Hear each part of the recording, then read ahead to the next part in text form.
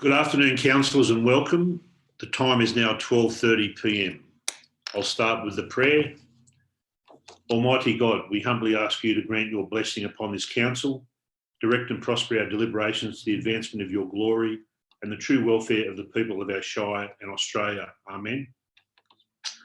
The acknowledgement of country, the Uralla Shire Council recognises the traditional custodians of the land on which this meeting is being held, and we acknowledge Aboriginal elders both past and present, and we pay respect to them and their heritage. Webcast information, councillors, for your information, just a reminder that today's council meeting is being recorded and live streamed via YouTube. So we have no apologies or requests for leave of absence. We have two disclosures or declarations, non-pecuniary, from Councillor Crouch and Councillor Toomey, both in regards to report number 5. Councillor Toomey's is a pecuniary interest. Sorry, Councillor Toomey's is a pecuniary interest in report number 5, and Councillor Crouch is non-pecuniary. Are there any other submissions of disclosures, councillors? No, thank you. So, councillors, confirmation of our previous minutes. First, the minutes from the 24th of March meeting. Councillor Strutt, thank you. Happy to move, Mr Mayor, but subject to a correction of the dates shown on pages 3 and 4. In the confirmation of the minutes, the dates shown in the minutes themselves are the 24th of March, should read the 25th of February. I've already emailed this through to our PA, and that will be attended to. So subject to that amendment, I'm happy to move the minutes. Thank you, Councillor Strutt. Is there a seconder?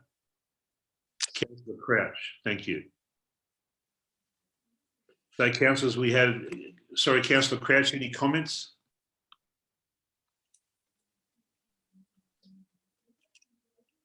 Thank you.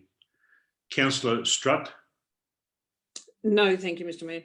Thank you. So, councillor, we have the minutes from the 24th of March, moved by Councillor Strutt, seconded by Councillor Crouch. I'll put the motion. All those in favour, please raise your hand. I declare that carried. Thank you. Councillors, now to our second meeting, the extraordinary council meeting held on the 2nd of April 2020. Moved Councillor Strutt, seconded Councillor O'Connor.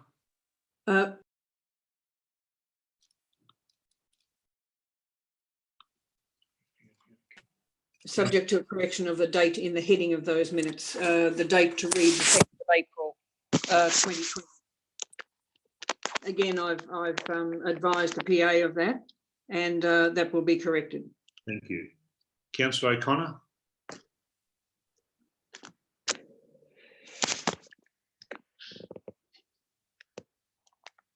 Thank you. No right of reply required. Councillor Strutt. No. Thank you, Councillor. So we have moved by Councillor Strutt, seconded by Councillor O'Connor. I'll put the motion. All those in favour, raise your hand. I declare that carried. Thank you. We have no late items or supplementary items of business.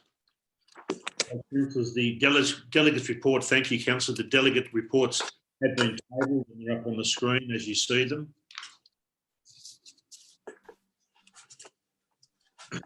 So, councillors, as per our Zoom test meeting last week, I'm pleased to have some agenda items dealt with in bulk by way of 13 Code of Meeting Practice. Councillor Strutt, would you mind just muting your... Thank you.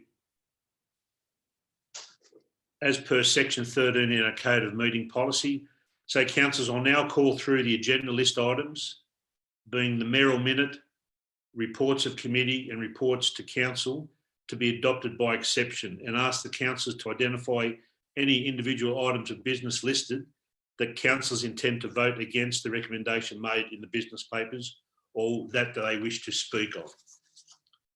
So, councillors, I'll now go through the agenda items. So if you need something removed or stopped, just put your hand up. Okay, the mayoral minute. Reports of committee. Report number 1, the Audit Risk and Improvement Committee Annual Program. Report number 2, the Audit Risk and Improvement Committee Internal Audit Program. Reports to Council. Report 1, Cash at Bank and Investments. Report 2, recommendation to fill vacancy on the Uralla Township and Environs Committee. Report 3, review of the Uralla Township and Environs Committee. Report 4, schedule of actions as at, right, report 4. Report 5, the draft policy hire, report 5, thank you. Report 6, works progress report as at 31 March. And report 7, recommendation of the Uralla Township and Environs Committee, February 2020 meeting. Okay. So councillors, we have to order to be moved in as in bulk in exception. The mayoral minute, reports of committee, report number 1 and report number 2, reports to council, report number 1, report number 2, and report number 3. Councillor Strutt, are you happy to move those matters by exception? Happy to second that, Mr. Mayor. Thank you. So move Councillor Strutt, seconded Councillor Ledger to hear those items in exception in bulk. The mayoral minute, report of committees, report 1, report 2, and reports to council, report 1, report 2, and report 3. Moved by Councillor Strutt, seconded by Councillor Ledger. I'll put that motion. All those in favour, raise your hand. I declare they carried. Thank you, councillors. So, councillor, we're now on report number 4, schedule of actions. Councillor Crouch. I'm just getting my business papers, Councillor Crouch, and I'll be with you in 1 minute.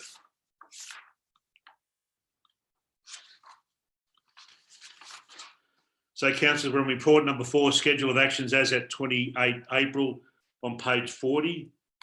Councillor Crouch. I would like to move that we move into committee.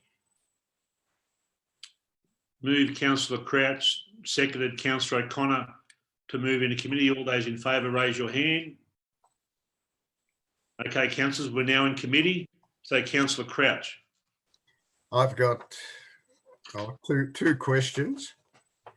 One on page 43 of the papers, resolution 5004/18 regarding the industrial land. And is there any reason why construction on the stage 1 can't commence using the 600,000 we still have in reserves? Thank you, Councillor Crouch. I'll ask our Acting General Manager. Thank you, Mr. Mayor. Councillors, the site has a development approval and tenders are ready to go for construction. Stage 1 requires considerable work. The value of that work exceeds what we have in reserves for that construction. So it will be my advice, councillors, that that work not commence until all funds for stage 1 are voted on and available. Councillors, just to the wider question on the industrial land, it occurs to me that there is different levels of understanding about the status of that project. It would be my advice that council gathers for a workshop so that all councillors can be or are up to speed and in full knowledge of what is necessary in order to get construction underway. Thank you. Then on page 52, resolution X08.02/20.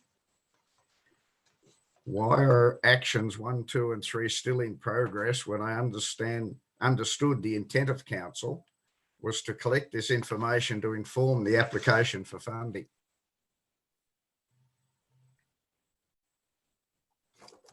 Mr. Mayor, I will hand that question to the Executive Manager of Corporate Services. Thank you.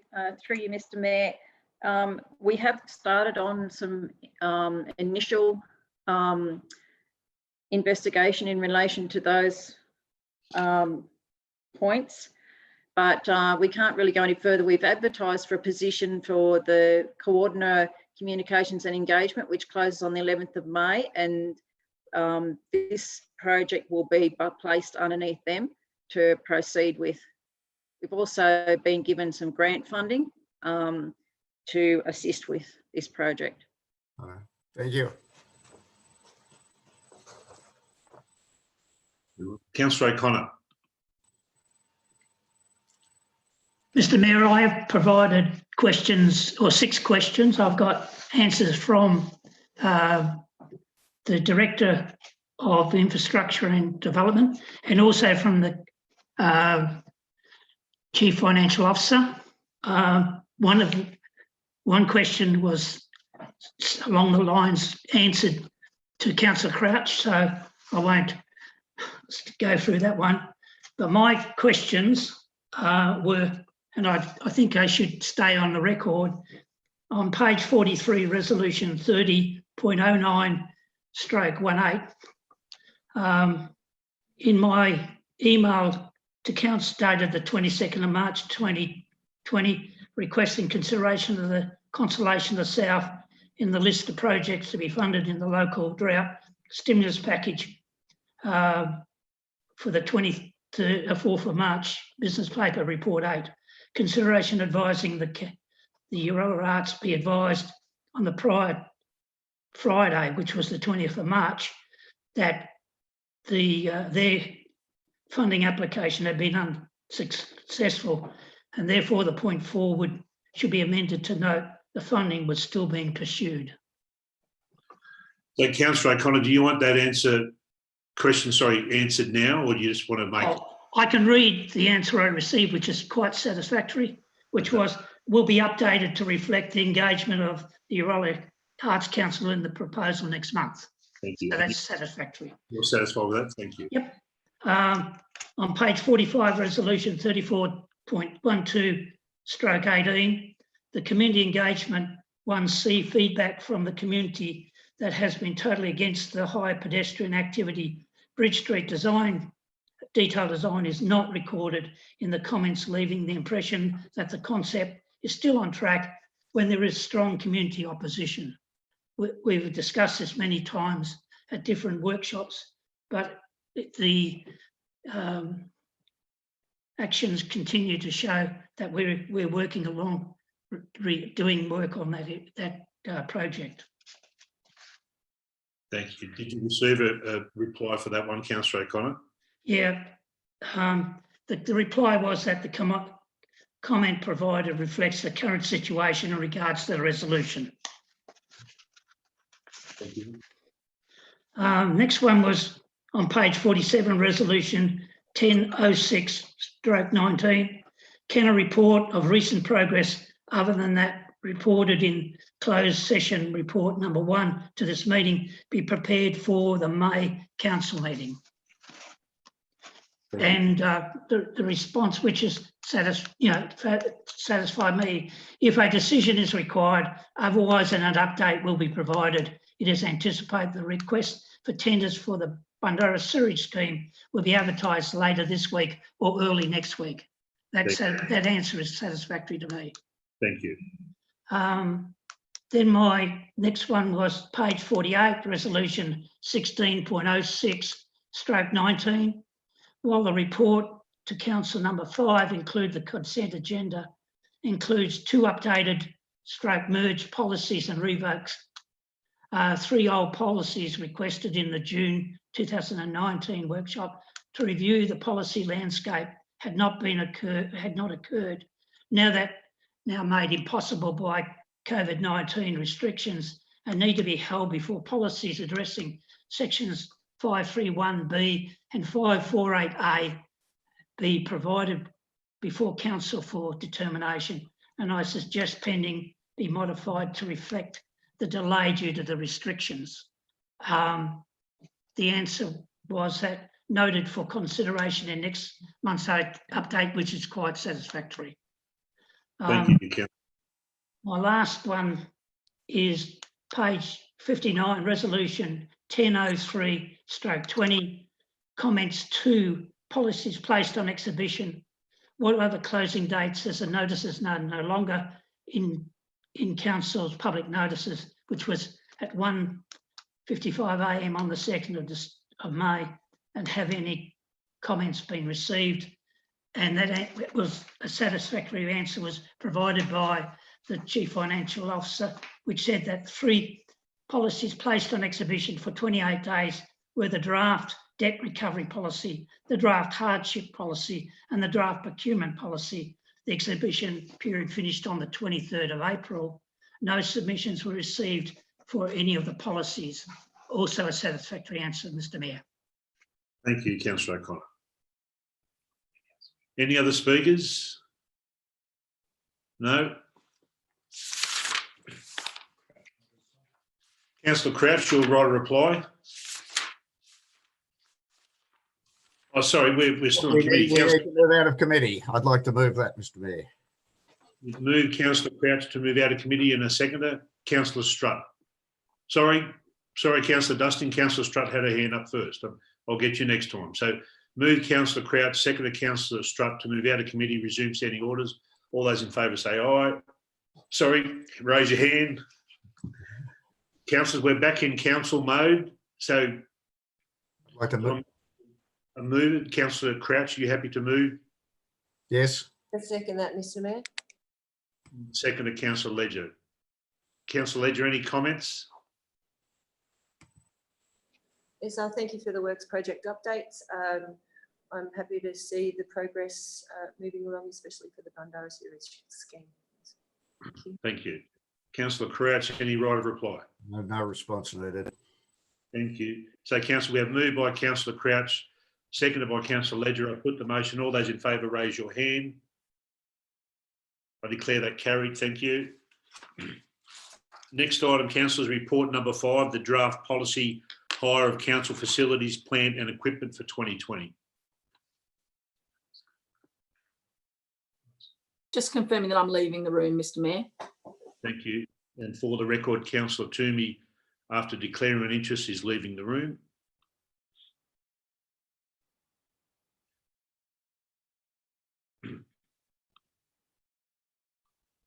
And for the record also, Councillor Crouch has declared an interest, non-pecuniary.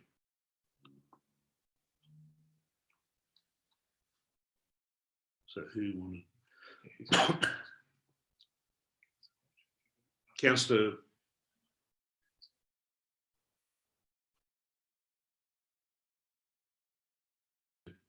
Happy to So move it. who actually pulled out this item? Councillor O'Connor and Councillor Crouch. Councillor O'Connor. Prepared to move the motion. Thank you, Mr. Mayor. Sorry, just repeat that. You're prepared to move the motion? I'm prepared to move the motion as a motion, the officer's recommendation. Thank you. I'm happy to second that. Just hang on for Councillor Crouch. I wish to move an amendment to the motion, Councillor Crouch. and that the amended motion is that would read, approve the draft policy hire of council facilities, plant and equipment 2020 at attachment A, subject to amendments approved by this meeting. And then continue with the officer's recommendation. Is that is up on the board now, Councillor Crouch? Can you read? Councillor Crouch approved. Yes. Except it's half covered by the video. Okay. But they've cut and I pasted. get that. Yes, it appears to be correct. Mr. Mayor, I'm prepared to accept that into my motion. Thank you. Councillor Strutt.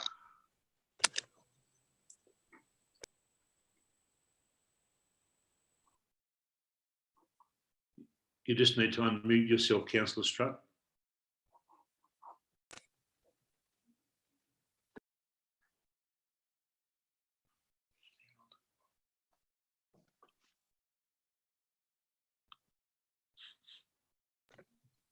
Is that better? Yes, Councillor Strutt. Mr Mayor, the only question I have is I'm question amending the point 1 of that recommendation. If there are amendments which are not approved by this meeting, I'd suggest possibly that if there needs to be discussion, then we should move to committee. Yes. Yeah. I'd like to second that. Okay, so move Councillor Strutt, seconded Councillor Crouch to move into committee. All those in favour, raise your hand.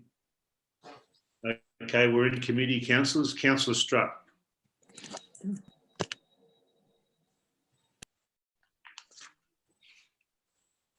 She just needs to unmute herself. Councillor Strutt.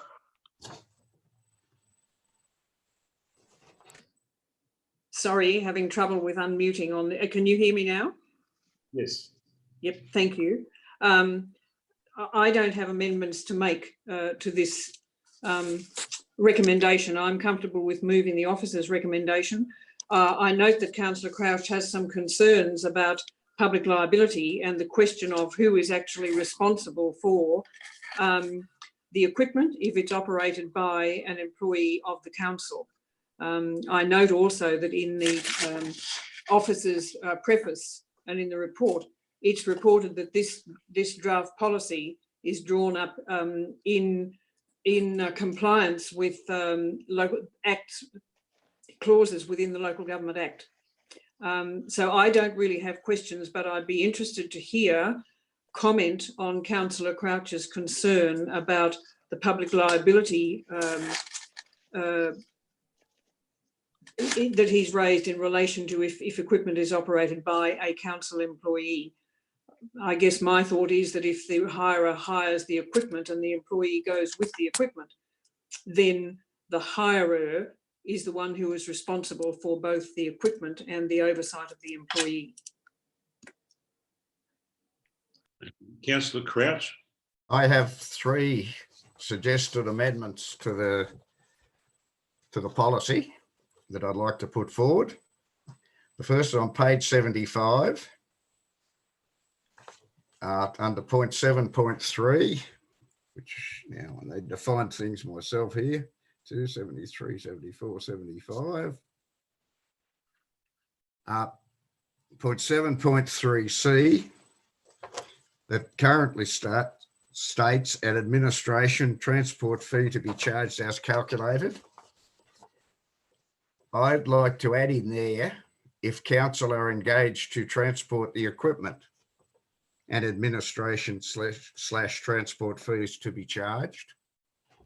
The reason for that is with the grandstand and the problems we had with the grandstands in the medieval festival, the hire fee wasn't the fees in question that caused a lot of the problem. It was the proposed transport fees by council.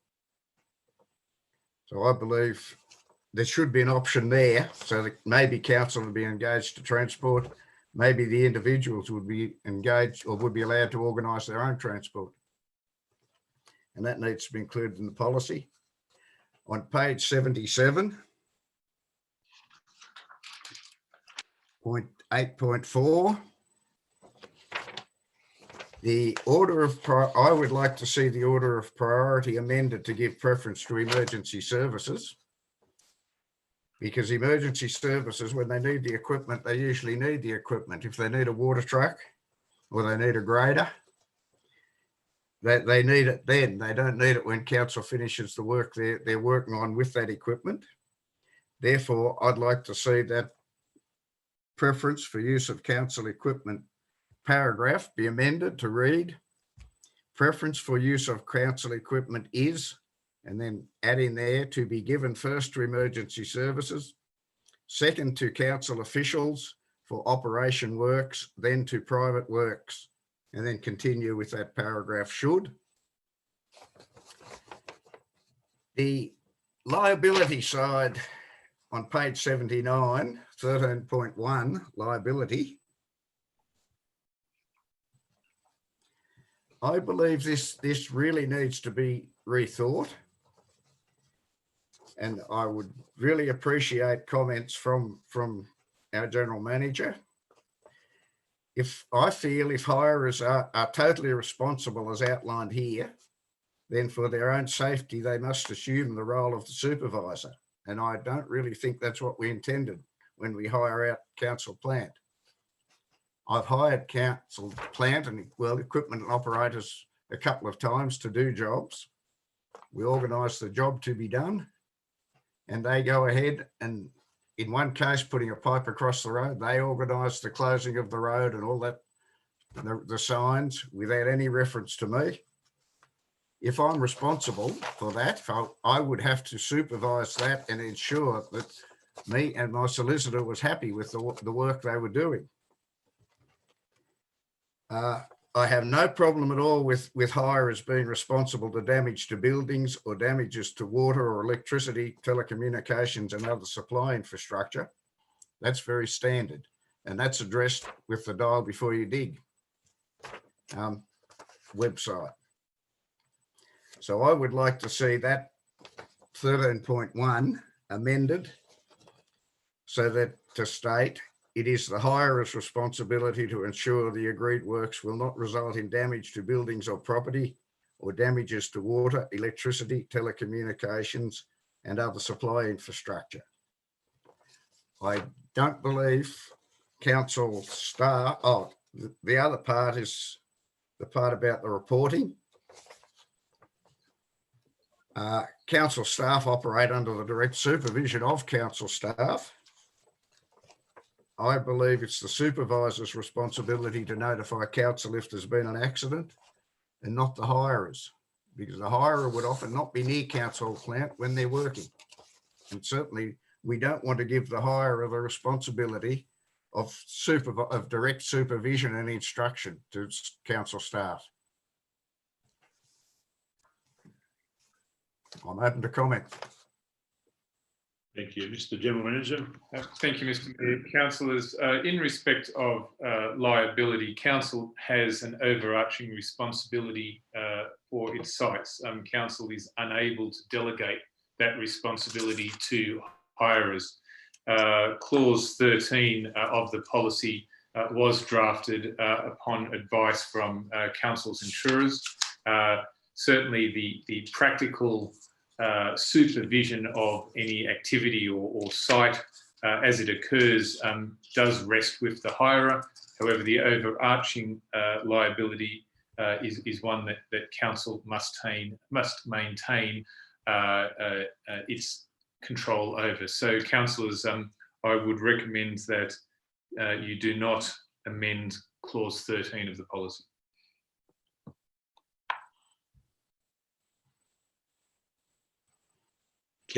Councillor Crouch. Fair enough. That's the advice from council, from the councillor's perspective. I'd be interested in comments on my others. There's the other comments I put forward in terms of the transport of the equipment. Thank you, Mr. Mayor. Councillors, I see no difficulty with those amendments as proposed by Councillor Crouch. And that includes the amendment on page 77. Yes, Mr. Mayor. Yes, Mr. Mayor. Yes, that's right. Yeah, that's right. Thank you. No, I'm happy with that. Councillor Strutt's trying to say something. Councillor Strutt.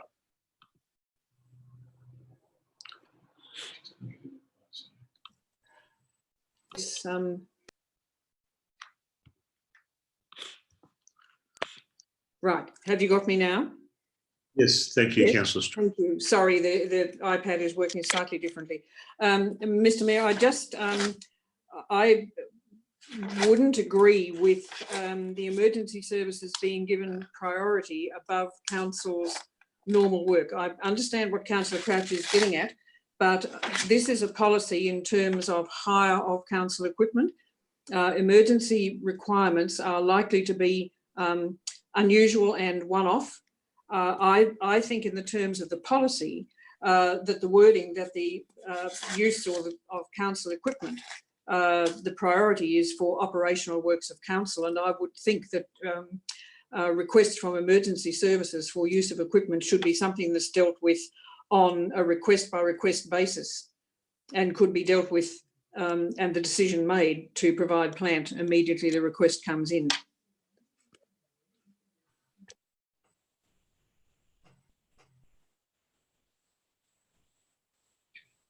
Councillor Crouch. I guess my concern there, this is a policy for the order in which we hire. Emergency services hire our equipment, just like anyone else does, be it for a bushfire, be it for a rescue, in a rescue situation. I believe in those circumstances where they're hiring them, they should be given priority, and that should be our policy, to give them priority. Whether it is in this paragraph or whether it's in another paragraph, it should be included there somewhere, so that when emergency services need the equipment, they have access to the equipment. Thank you. Councillor Crouch, are you happy that we can leave the policy as it is but note your suggestion? Are you happy with that? I don't follow what you just said.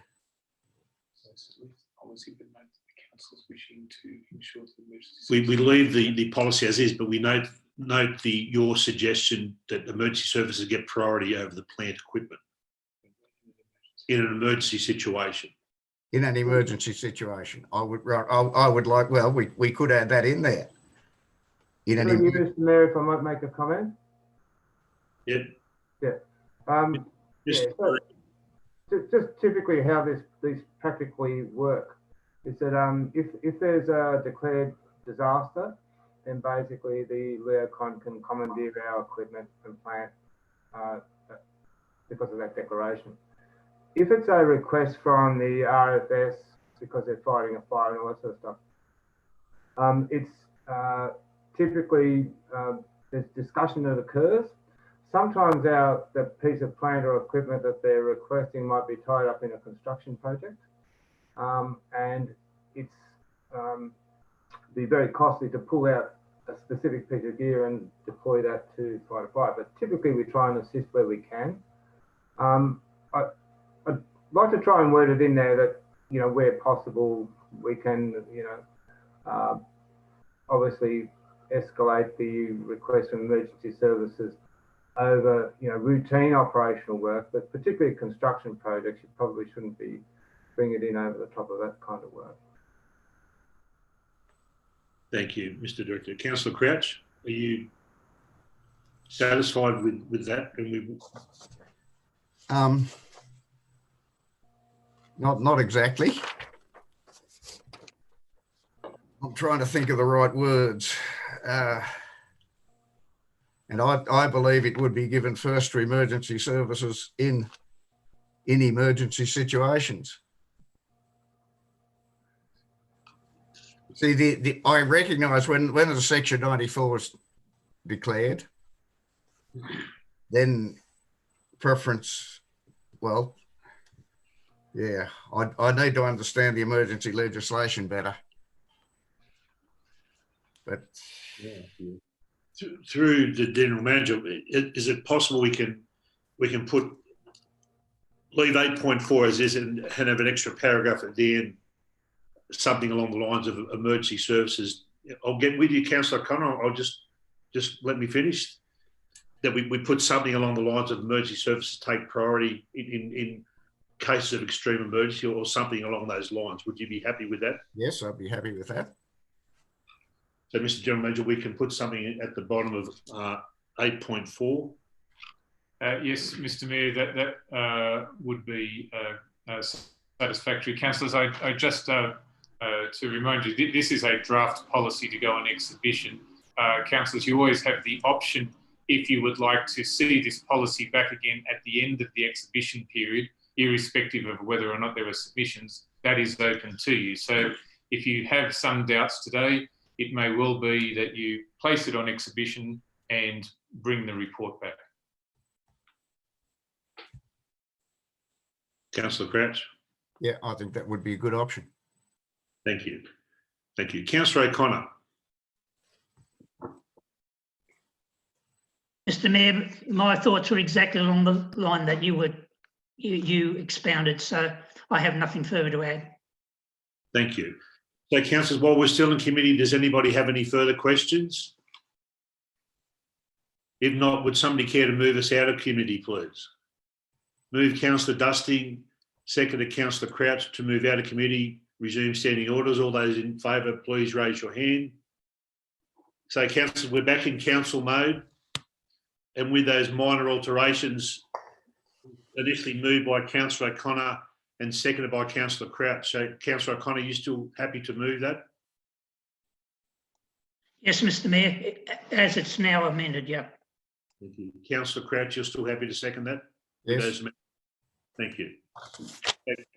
Councillors, any right to reply, councillor O'Connor? None required, Mr Mayor. Thank you. So, councillors, we have moved by councillor O'Connor, seconded councillor Crouch. I'll put the motion. All those in favour, please raise your hand. I declare that carried. Thank you.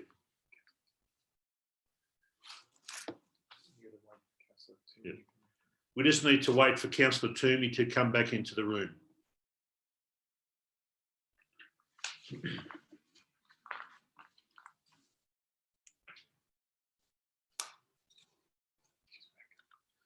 Okay, councillor Toomey's back in the room. So, councillors, we're now looking at report number 6, the Works Progress Report as at 31 March 2020. Councillor Toomey. Can I move that, Mr Mayor?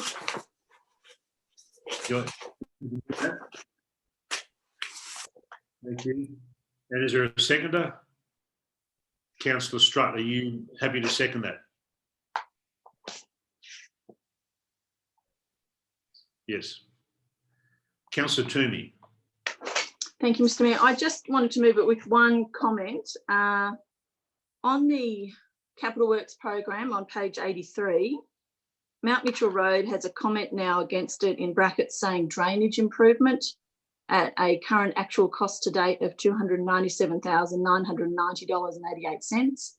As that is a road seal and an upgrade program, I just felt those words were incorrect. If that could be amended, I'd be happy with that. And the only question was, it'd be good to understand where we're up to with the Tolly's Gully Bridge program. Thank you. Through the General Manager to the Director, Mr. Director.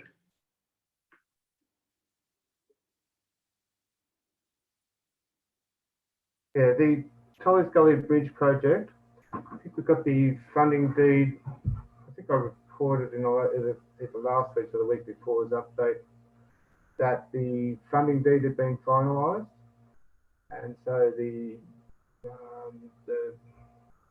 request for tenders for the bridge will go out early in the next financial year, and we've got a 2-year period to basically complete that work. So hopefully we'll get it completed in the first 12 months, but we've taken it over, the funding deeds over a 2-year period just in case something comes up or with delays on the project. Thank you. Mr. Toomey. Just perhaps then the timelines could be adjusted to reflect that, because it actually has mid-June as the date that we're calling for tender at the latest, or between mid-May and mid-June. And there is also lines for preparing tender documents having been completed probably within, I don't know, the end of this week or so, from the looks of the way the timeline reflects to me. Perhaps just for the community's knowledge of where that project's up to, they could be updated. So through the General Manager to the Director, those timeframes can be updated? I think they're okay, the timeframe. It has the call for tender having happened between mid-May and mid-June. And Yeah, you've just said right. for a year, is that right? Yeah. So we're looking to call tenders or advertise for tenders mid-May, so that period will go through till June. We'll receive tenders around about mid-June, and then there'll be a tender assessment period, and then we can progress with the works on the bridge then. Okay, thank you. Thank you. Councillor Strutt as a seconder, any comments?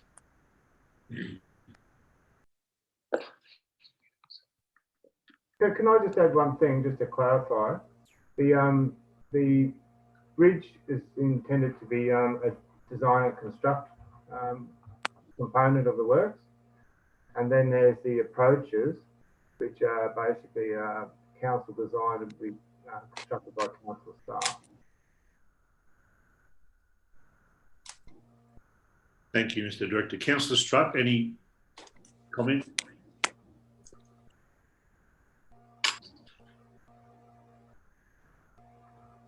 No comment, Councillor Strutt. No, Mr Mayor, no comment. Thank you. Councillor Toomey, your right to reply. Thank you. Yeah, look, I still appreciate the drainage improvement in brackets being removed. I don't think that reflects, and I think due to the sensitivity of that on Mount Mitchell Road, it's probably just unhelpful. And yeah, it'd be good to just get a more detailed update, perhaps to the next meeting on the Tolly's Gully project. Thanks. Thank you, Mr Mayor. So, councillors, we have the matter moved by Councillor Toomey, seconded by Councillor Strutt. I'll put the motion. All those in favour, raise your hand. I declare that carried. Thank you. Councillors, we're on report number 7 on page 84, the recommendations of the Uralla Township and Environs Committee meeting held in February 2020. Councillor O'Connor.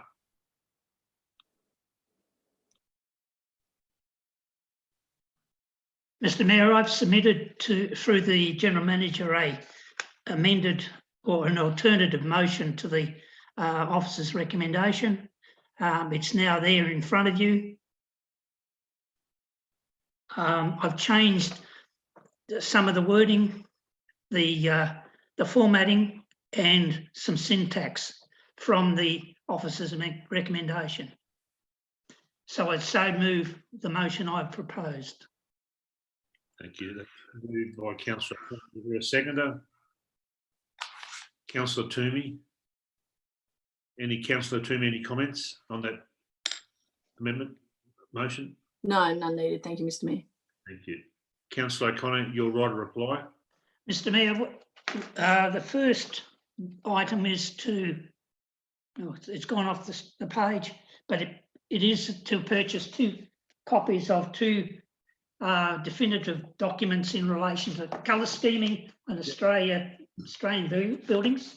I would suggest that they purchase one for the council office, either the planning area or the community services, and one for the library for reference.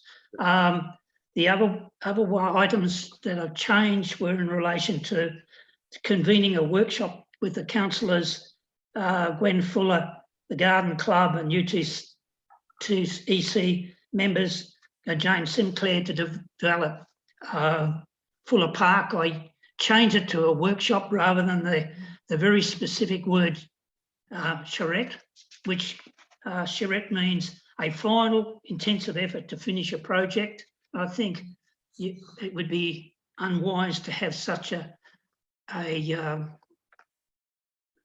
onus placed upon it, the workshop, to complete something which will probably take several months or even a year to bring to fruition.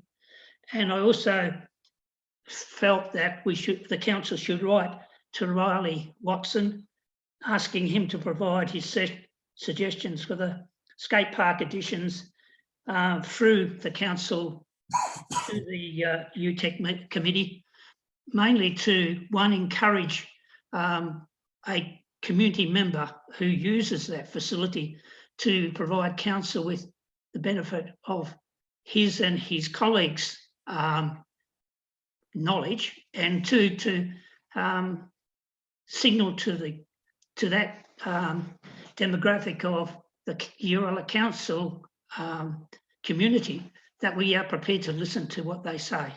So that's the reason for the changes.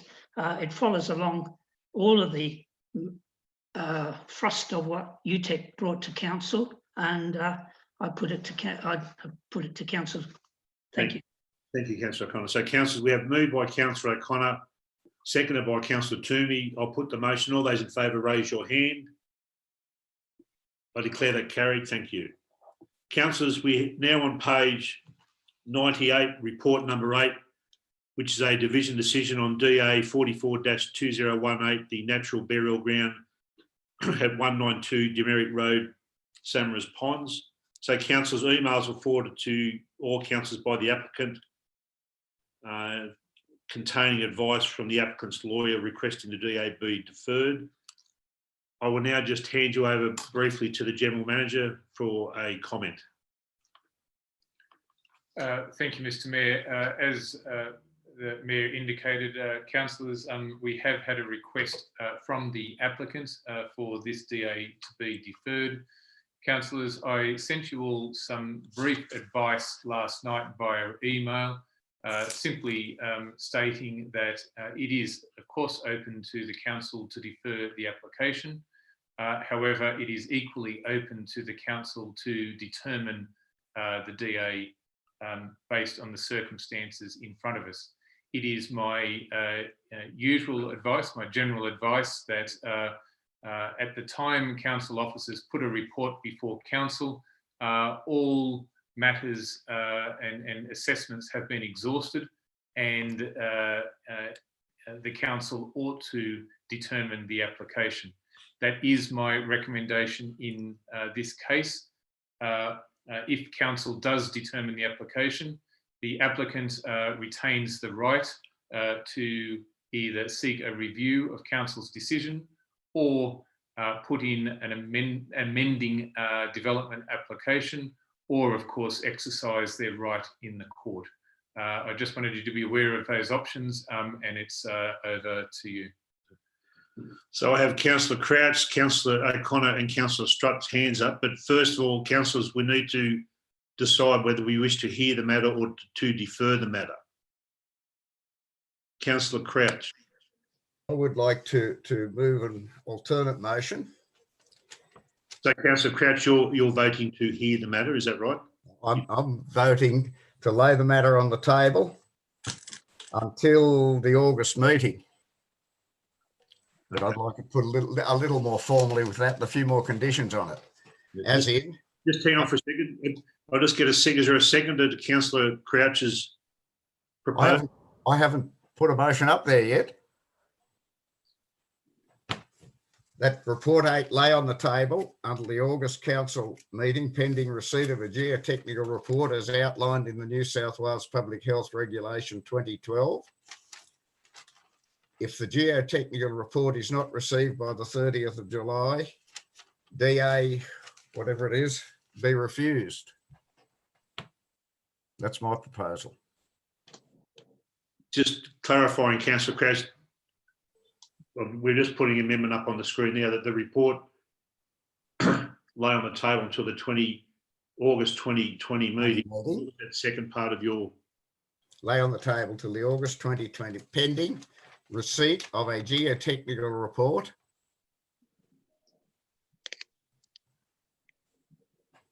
as outlined in New South Wales Public Health Regulation 2012. It is quite clear in that regulation that a geotechnical report may be required.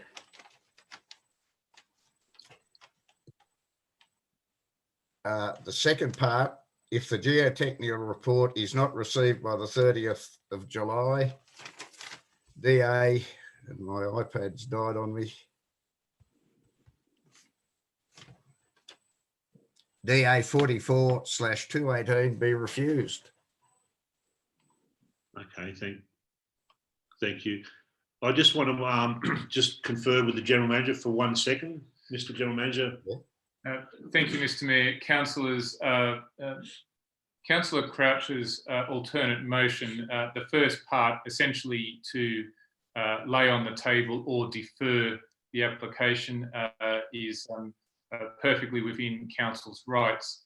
In respect of the second part, which states that, and I'm paraphrasing, that the DA be refused if a geotech report is not submitted, I believe to be ultra vires. I would instead suggest, Councillor Crouch, that the second part read that your words, should the geotech report not be received.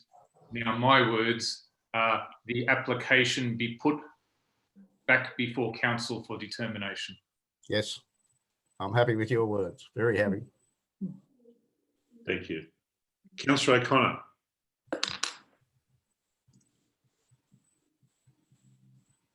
Mr Mayor, I've circulated a email at the beginning of this meeting, which is not far away from from Councillor Crouch's idea, except that I'm not as generous as Councillor Crouch.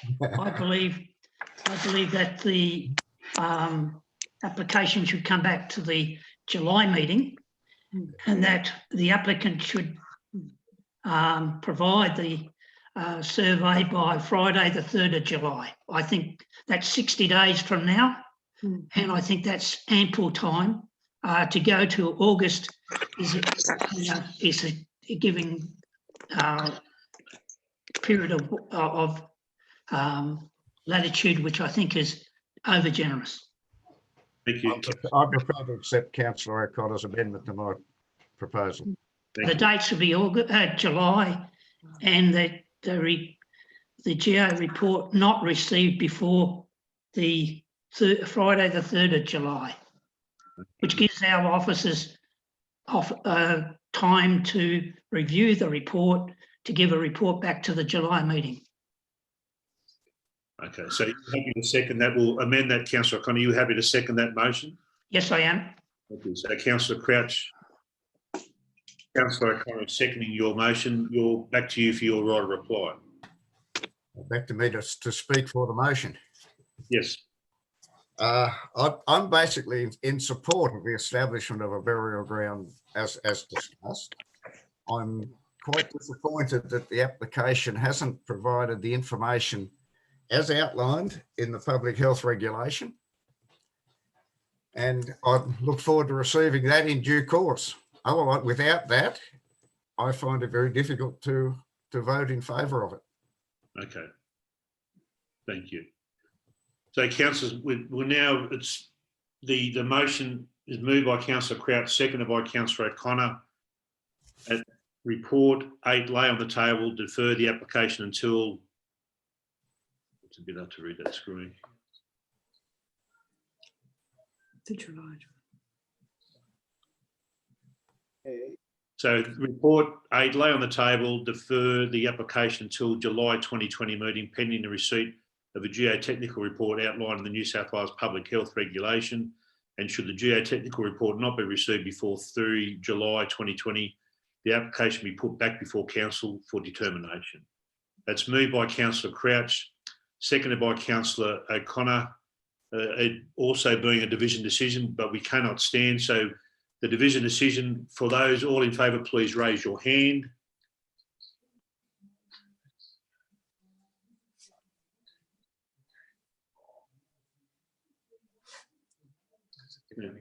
Those against? Councillor Ledger, did you raise your hand or your hand's not up?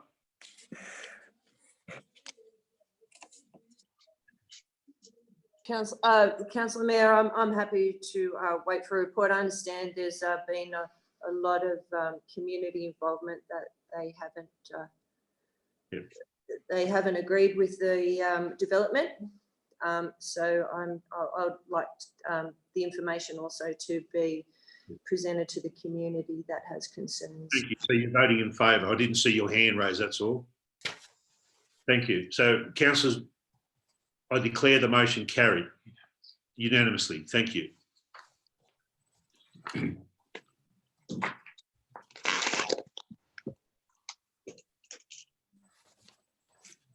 So, councillors, we're now on item 13, the rescission motion on page 156, or starting at page 156.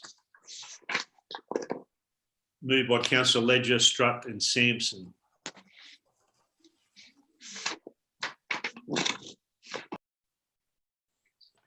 Councillor Ledger.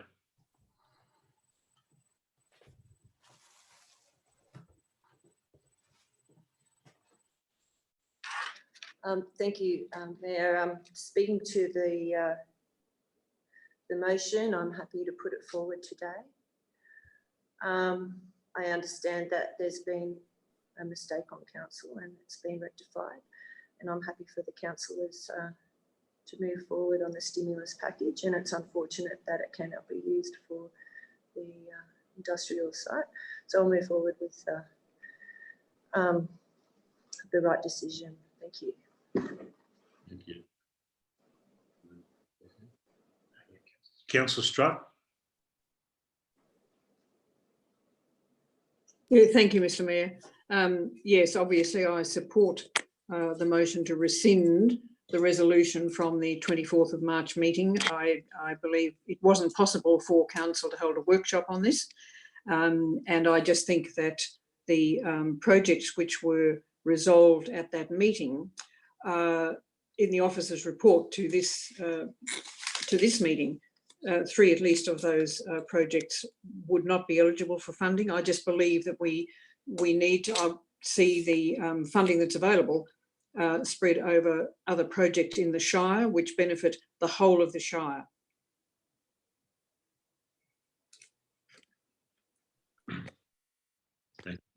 Thank you, Councillor Strutt. Councillor Sampson.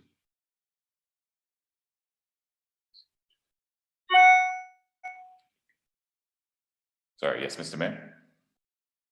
You've been one of the signatories. Have you got any comment? Just on the email, one sec. You can come back to me if you like. I'm just going to find this bit.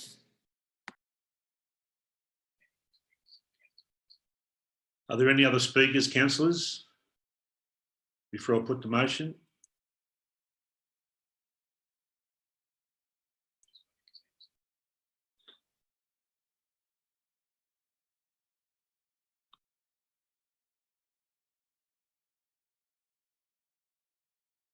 Councillor Sampson? No, I don't have anything to say. Okay, councillors. So, councillors, the rescission motion is submitted by Councillor Ledger, Strutt and Sampson. What I will now do, I will now put the motion. So all those in favour of the motion, please raise your hand. To Councillor Ledger, 3. And against? I declare the rescission motion lost. Councillors, I've had a request from Councillor O'Connor to read out a statement to councillors. So, Councillor O'Connor.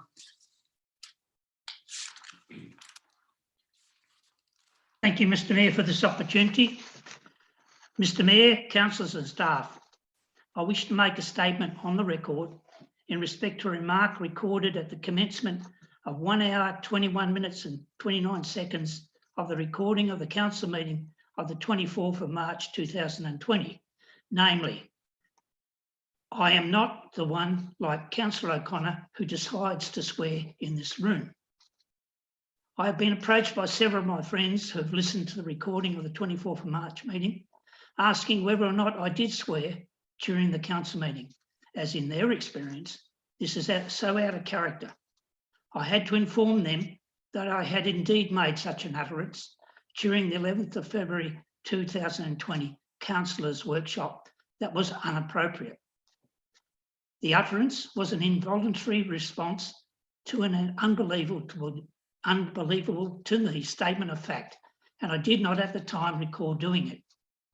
The councillor speaking at the time incorrectly identified another councillor as the author of the remark.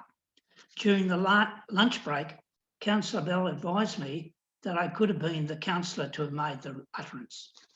I immediately advised the Mayor that I had made the utterance, and then I accepted that this was a breach of the Code of Conduct.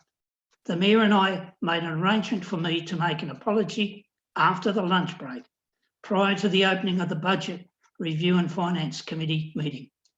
I made an unreserved apology to Councillor Ledger for my inappropriate remark, as there was no excuse even for an involuntary explanation, and also apologise to the other councillors and staff in attendance. I wish to state on the record my unreserved apology to all concerned. In the 12 years that I have been present in the chamber, 11 as a staff member, and the past year as a councillor, I cannot recall one other occasion that I have embarrassed myself in that manner. I intend to take the extra effort to not repeat the infraction. Thank you. Connor. Thank you, Councillor O'Connor, for your statement. Thank you. So, councillors, we're now up to our last matter of business, which is in confidential session. And we just need a short period of time before we move into confidential second session. We need to have a short delay via the recording apparatus. Thank you, Mr Mayor. Just 30 seconds, councillors.